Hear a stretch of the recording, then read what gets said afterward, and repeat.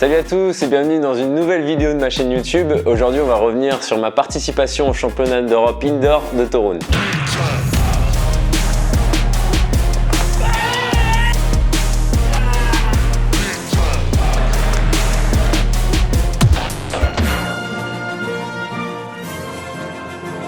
Bon, il faut savoir qu'initialement, c'était pas sûr que je participe au championnat d'Europe parce que 2 mois avant, j'avais participé au décathlon de la Réunion pour me qualifier pour les Jeux Olympiques. On met assez longtemps à récupérer d'un décathlon, mais je me sentais bien. Le décathlon s'était super bien passé et tout simplement, j'avais envie de reporter le maillot de l'équipe de France. Ça faisait très longtemps que je l'avais pas porté. C'était un grand plaisir de pouvoir y aller. Donc on va dire que je suis arrivé en Pologne plutôt confiant, sans trop de pression puisque c'était surtout une répétition pour les Jeux Olympiques, avec surtout une envie de m'exprimer énorme parce que j'avais progressé dans pas mal d'épreuves et j'avais envie de me faire plaisir en optimisant le travail effectué. Du coup, première épreuve, le 60 mètres. L'échauffement s'est très bien passé. J'ai fait 2 courses, c'était assez impressionnant et je m'étais jamais senti comme ça. Je me suis tout de suite dit que je pouvais exploser mon record. Je suis arrivé dans les starting blocks et je me suis rappelé que le starter était très long. Et c'est, je pense, ce qui m'a sorti de ma course. Je pensais plus à mes intentions et je me suis relevé tout de suite. Et il faut savoir que pour donner de l'accélération, il faut être le plus penché possible. Du coup, toute la course, j'ai essayé de réaccélérer et c'était plus dur.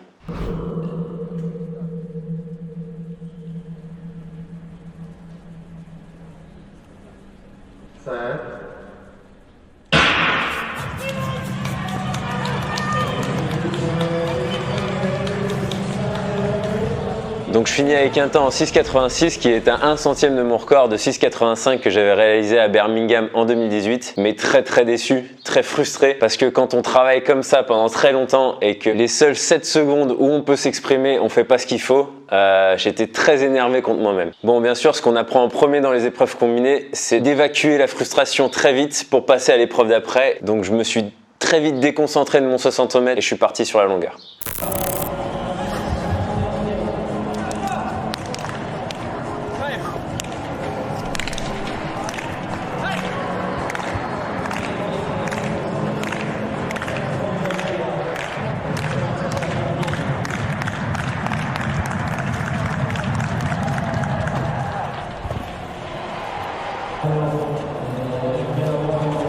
Si vous avez regardé ma dernière vidéo YouTube de mon décathlon à La Réunion, je disais déjà que j'avais beaucoup travaillé la longueur et que j'étais frustré du résultat. Pour être honnête, j'ai continué à le travailler énormément.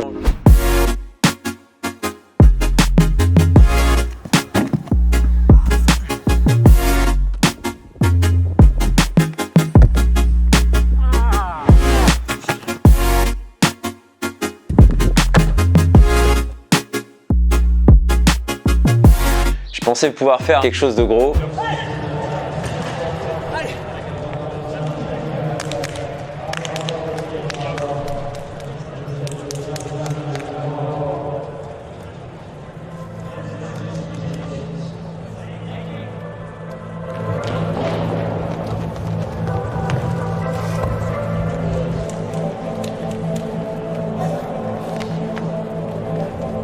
Et ça a encore été frustrant, j'ai pas réussi à optimiser ce que j'avais travaillé à l'entraînement, mais il y a espoir que ça aille mieux. Ma course allait pas super bien, j'avais le bassin un peu bas et j'étais pas disponible à l'impulsion. Malgré ça, j'arrive quand même à assurer un saut à 7,49 m.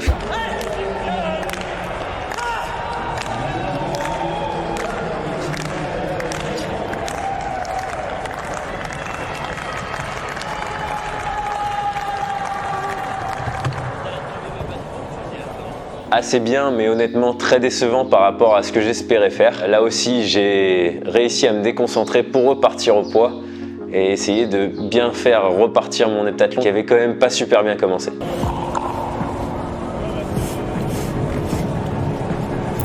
La troisième épreuve, c'est le lancer de poids. C'est une épreuve où je suis assez bon en championnat et en compétition en général. J'arrive toujours à être à plus de 16 mètres et ça marque énormément de points. Malheureusement, à ce moment-là, l'échauffement s'est très mal passé. J'avais pas beaucoup lancé ces derniers temps étant donné que je m'étais concentré dans les autres épreuves. J'avais pas de repère à l'échauffement. Premier essai.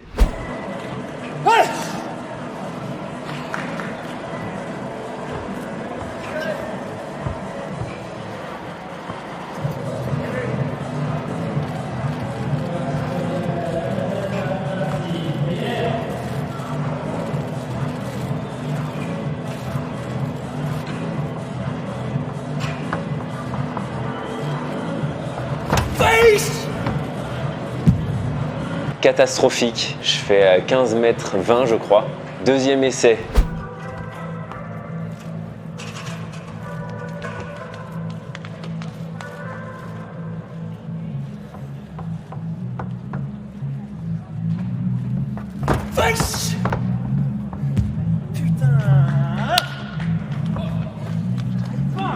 Pareil, catastrophique, je fais 15 mètres 24 et là il faut savoir que j'ai que 3 essais et que je suis au pied du mur, c'est-à-dire que j'étais favori, mais si je fais pas mes performances comme il faut, les autres vont prendre confiance et peuvent vite me rattraper. Donc énormément de pression au dernier essai, je me sentais vraiment pas bien, je me disais mais qu'est-ce qui m'arrive? J'ai pas réussi le 60 mètres, j'ai pas réussi la longueur et là j'arrive pas le poids, peut-être que j'arrive plus à trouver mes trucs, je commençais à douter. Et puis là, je me suis dit, bah allez, tu joues tout. J'ai revu avec Jérôme ce qu'il fallait que je fasse. Mes 2 jets d'avant, je voulais juste lancer avec le bras et j'avançais pas avec les jambes. Donc au dernier, l'intention que je me suis donnée, c'est vraiment de tout donner dans les jambes pour aller créer de la pression contre le butoir et qu'après, qu'il y ait assez de retard pour tout envoyer avec le haut. Donc je suis arrivé dans le cercle du poids, mais enragé comme jamais à vouloir défoncer mon poids, l'envoyer le plus loin possible.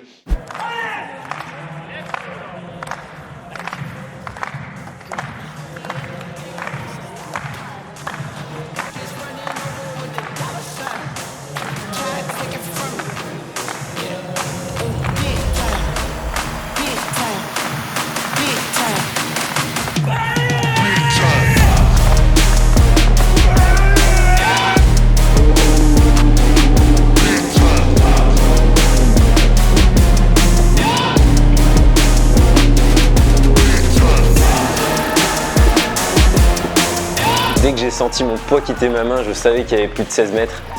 Et là, c'est un moment mais jouissif parce que c'est une ascension émotionnelle qui est assez ouf. Et ça a fait 16 mètres 34 et j'ai largement assuré les points et même j'ai fait une très belle performance.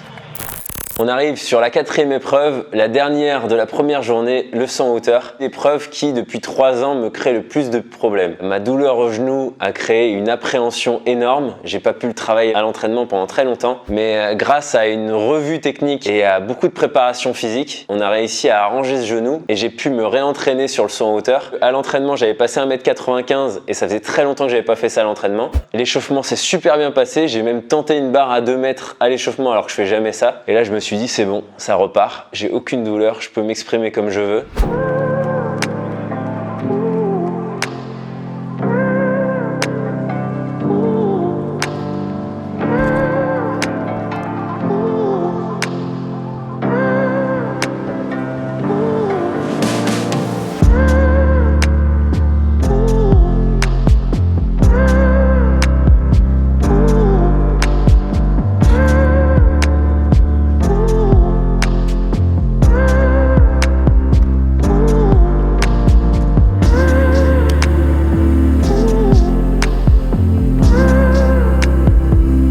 Bien sûr, j'étais en forme, j'avais plus de douleur et ça changeait un peu mes repères. Techniquement, tout au long du concours, ça n'a pas été énorme. J'étais toujours un peu proche de la barre et je me battais toujours un petit peu avec ma course d'élan.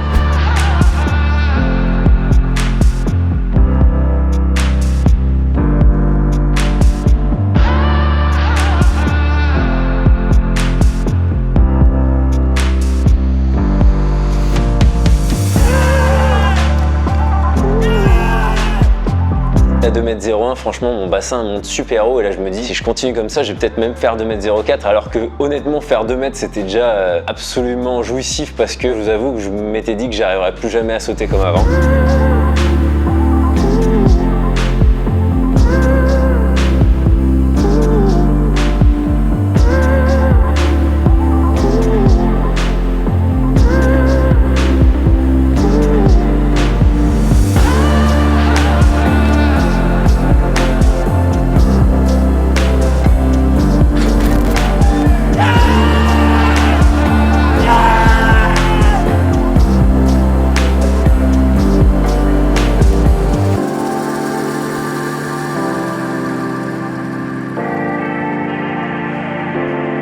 À 2m04, premier essai, ça passe du premier coup. La barre tremble, etc. Et là, mais enfin, je vous avoue, hein, ça fait depuis 2 ans que j'attendais ce moment-là, de pouvoir repasser une barre comme ça, de retrouver ces sensations énormes. Et ouais, J'ai même lâché ma petite larme tellement c'était bon quoi de retrouver ça. C'était assez incroyable.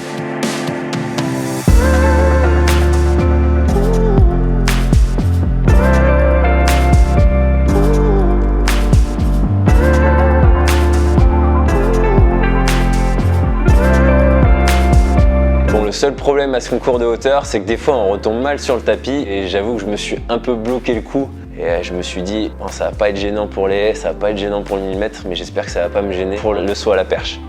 Arrivé le jour d'après, j'avais fait des soins, ça allait beaucoup mieux. Il faut savoir que le 60 mètres haies, c'est une de mes épreuves phares. Notamment, j'ai fait le meeting de Liévin où j'ai réussi à battre mon record et faire 7 secondes 68. J'ai même réussi à aller en finale dans ce meeting. Donc je suis arrivé là-bas très confiant, avec beaucoup d'envie. Malheureusement, le petit problème que j'ai eu au championnat de France 15 jours avant m'a créé, comment dire, une petite appréhension. J'étais avec les spécialistes et je crois que j'ai trop voulu en mettre. J'ai trop mis de rythme à mon départ. J'ai fait 8 appuis au lieu de 7.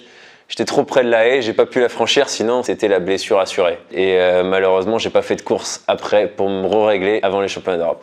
Déjà à l'échauffement, j'arrivais pas très bien à franchir les haies. J'ai franchi ça avec beaucoup plus de marge que d'habitude, avec beaucoup plus de contrôle. Et c'est un peu ce qui s'est passé pendant la course.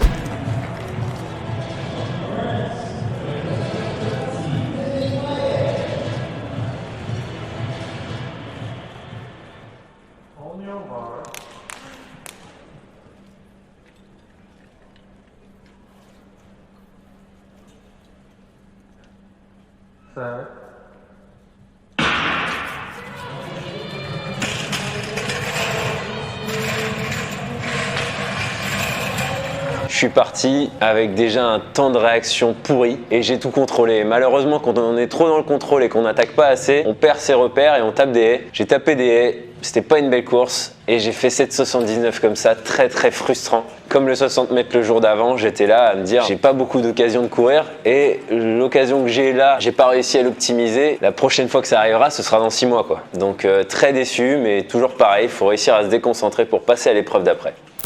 La 6e et avant-dernière épreuve, le saut à la perche. À La Réunion, quand je vous ai quitté, j'étais sur le point de retrouver un peu ma perche. Mes frayeurs étaient beaucoup moins présentes et j'avais réussi à sauter sur élan réduit et à faire 4,65 m. Par la suite, on s'est dit qu'il fallait mieux avoir la stratégie de faire des compétitions plutôt que m'entraîner. Donc j'ai fait ma première compétition sur 8 appuis alors qu'à La Réunion c'était sur 6 appuis. J'ai réussi à prendre des perches que j'avais pas pris depuis 2 ans. Grâce à ça, j'ai réussi à refaire 5,10 m et j'ai mis 50 cm par rapport à La Réunion, donc c'était déjà très encourageant. Et 15 jours après, je suis allé à Clermont-Ferrand où je me suis mis sur 10 appuis, 2 foulées de plus. Et là, j'ai pu reprendre mes perches de compétition, c'est-à-dire des 5 mètres de long et des beaucoup plus rigides qui me renvoient beaucoup plus haut. Donc là, j'ai réussi à faire 5 mètres 30 sur 10 et un spécialiste vous dira que c'est déjà pas mal.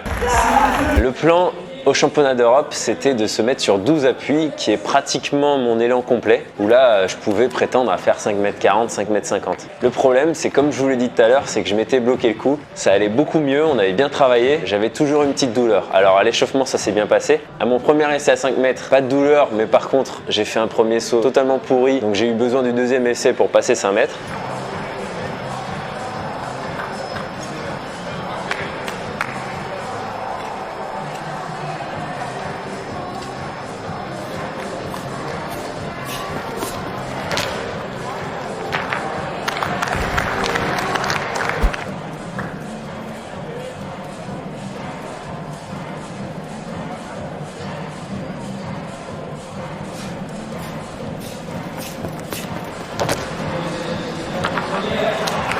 Le problème, c'est qu'à 5,10 m, quand j'impulse et que je tends mon bras gauche pour plier la perche, je ressens la foudre dans mon cou. Alors je fais des exercices, je me mets la balle sur des trigger points, etc.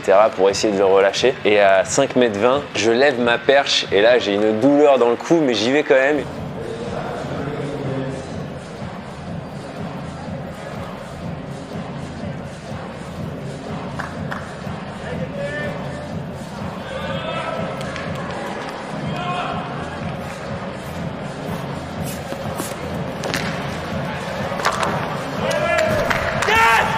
Heureusement qu'il y avait Renaud Lavillenie et Philippe Dancos qui étaient là et qui m'avaient dit que plus je pousserai avec le bras gauche et moins j'aurai mal. Donc c'est ce que j'ai fait, ça s'est bien passé. J'ai passé 5,20 m du premier essai pour assurer ma victoire des championnats d'Europe. Malheureusement, pour faire 5,30 m, il fallait que je prenne une autre perche. Une perche que j'avais pas encore pris depuis 2 ans. À 5,30 m premier essai, je soulève ma perche et là, mais une douleur dans le cou insupportable. Je pars.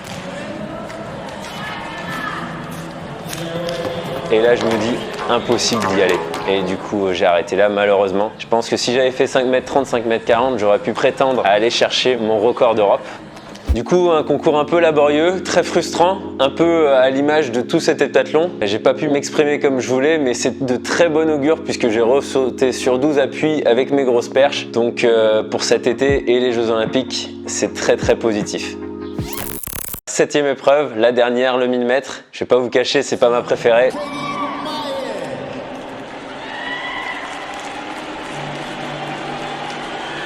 Donc j'avais un peu travaillé l'entraînement et encore, comme je vous le dis, quand on travaille le demi-fond, c'est pas bon pour toutes les épreuves explosives, c'est-à-dire toutes les autres épreuves. Donc je travaille vraiment pas beaucoup. Avant cette course, avant le 1000 m, énorme pression, énorme peur de cette course. C'est pas forcément la peur de souffrir parce que j'aime m'envoyer, j'aime aller au bout de moi-même, etc. Mais c'est la peur d'exploser en fait. Je savais pas à quel rythme partir parce que j'avais pas de repère. Je voulais faire 2 minutes 43, 2 minutes 42 à peu près. Je me disais sans arrêt dans ma tête, mais si je pars à cette allure-là, est-ce que je vais tenir ?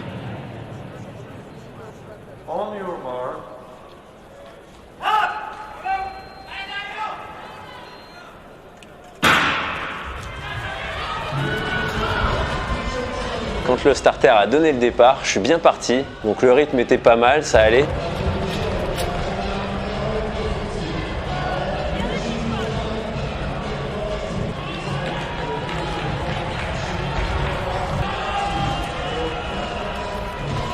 Mais j'ai très vite ralenti avec la peur de craquer.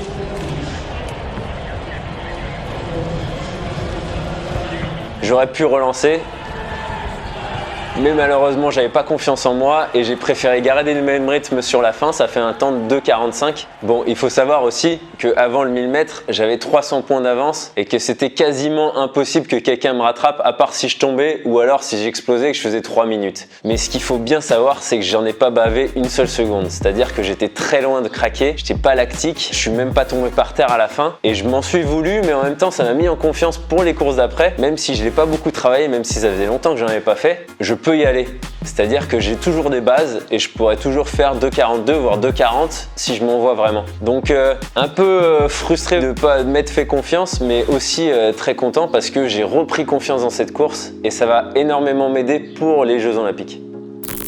En conclusion, cet heptathlon, je dirais qu'il a été pour la plupart des épreuves, peut-être à part son hauteur, très frustrant. Beaucoup de forme, beaucoup d'envie, mais pas réussi à optimiser mon potentiel. Ça finit quand même avec un beau total de 6392, qui est largement la meilleure performance mondiale de l'année. Pas déçu bien sûr, mais qu'une envie en fait, c'est de retourner en compétition et d'en faire beaucoup avant les Jeux en fait, pour pas avoir ce manque de repères. J'ai envie d'arriver au jeu et de savoir ce que je dois faire à chaque épreuve, d'avoir chaque sensation, chaque intention à chaque épreuve.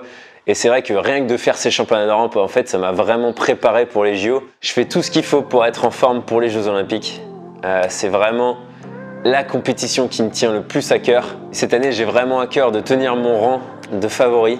Donc je mets tout en place pour avoir le plus de chances possible de gagner ces Jeux Olympiques. Après, une compétition, c'est une compétition, il peut se passer plein de choses. Il y a énormément d'adversité qui est en train de monter, des jeunes et d'autres moins jeunes qui sont encore là pour me mettre des bâtons dans les roues. Donc ça va être une très belle compétition, j'ai hâte d'être contre eux et de donner tout pour les battre. En tout cas, ça faisait depuis Birmingham 2018, les championnats du monde en salle indoor, que j'avais pas entendu la Marseillaise. Ce podium, c'est toujours un moment plein d'émotions pour moi. Ça me rappelle tout le travail que j'ai fait, tous les proches qui sont autour de moi et qui m'aident à être aussi performant. Très content de remonter sur la plus haute marche et toujours de représenter la France au plus haut niveau du décathlon.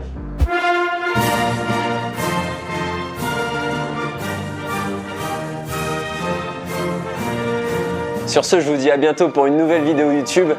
Merci encore pour tout le soutien qui émane de tous vos commentaires, etc. C'est pas faux de dire que vous faites partie de ma performance. Grâce à ça, j'arrive à me dépasser chaque jour à l'entraînement et en compétition. Donc un grand merci. Merci à mes proches, à tout le monde et à bientôt.